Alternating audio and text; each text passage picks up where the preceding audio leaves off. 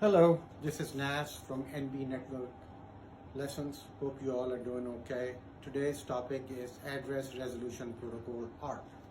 What is ARP and how it plays a role in identifying other computers?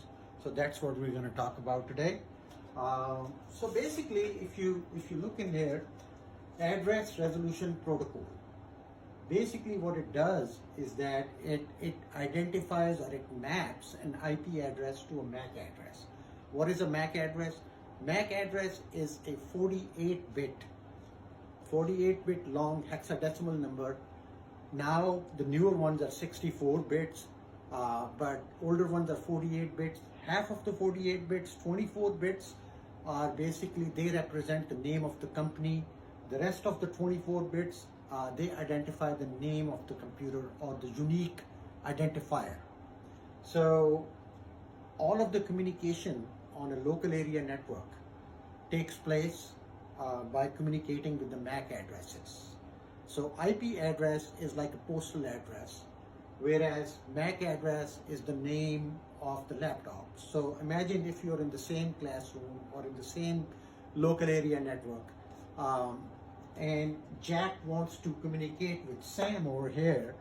Jack is not going to send a mail or send a packet using IP address. They're on the same LAN. He can just stand up and say, "Hey, Sam, where are you?" So why? Because they're in the same LAN, same house, same network. So imagine we have 192.168.100.0/24, okay? And this whole is one local area network. Jack has an IP 192.168.100.1, and then there are other users who have .2, .3, .4, .5, .6, and so forth. So, and they're connected over Ethernet LAN. And imagine Jack right here with the IP address of 192.168.100.1. He has a MAC address of www. He wants to communicate with Sam over here, who has an IP address of 192.168.100.5 and has a MAC address of XXX.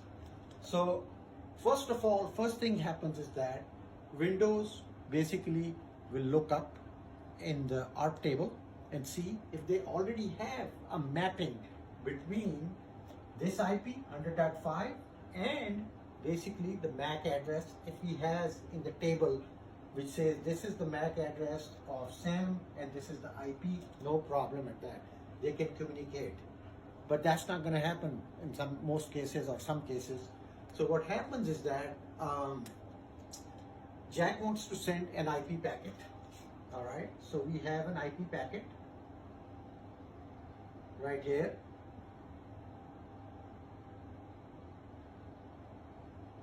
This IP packet has a message or a picture, whatever, and Jack wants to send it to Sam.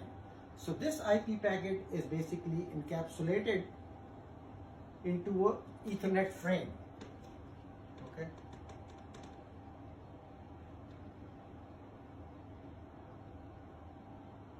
Now this Ethernet frame has a source MAC which is equal to www,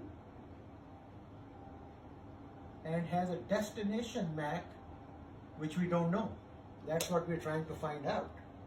So what it does is that, and by the way, you can open up your laptop, go to the command prompt and type in ARP --A. You will see all the mappings between the MAC. You'll see all the MAC addresses and corresponding IP addresses.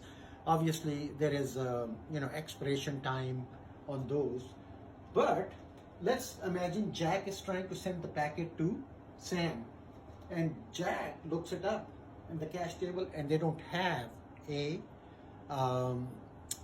mapping relationship. So what it does is that it sends a broadcast on the LAN. This is a broadcast.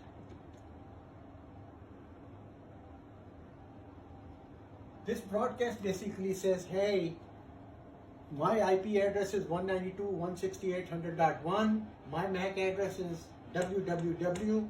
I'm trying to reach 192.168.100.5. Who has the MAC address for that? So that broadcast is basically received by all the computers on the LAN, okay? And Sam will reply back because Sam has that particular, Sam has the .5 IP and has the MAC address. So Sam will basically send a unicast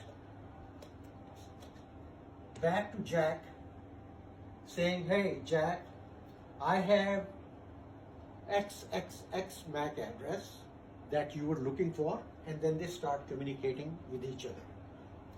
Now that broadcast is received by all of the hosts on this, but they will silently drop it. Why they will drop it? Because they don't have that IP address, and they don't know, they don't have, you know, .5, so they will silently drop it because it's not destined for them. The broadcast is answered by 100.5 to Jack saying, hey Jack, my MAC address is XXX. It will basically add that into ARP table. Similarly, Sam will also add that to ARP table. All the other computers will drop that unicast or drop the broadcast. So that's all I wanted to say today. It was quick. If you have any questions, feel free to send me a message, and please do provide feedback. Thank you for stopping by.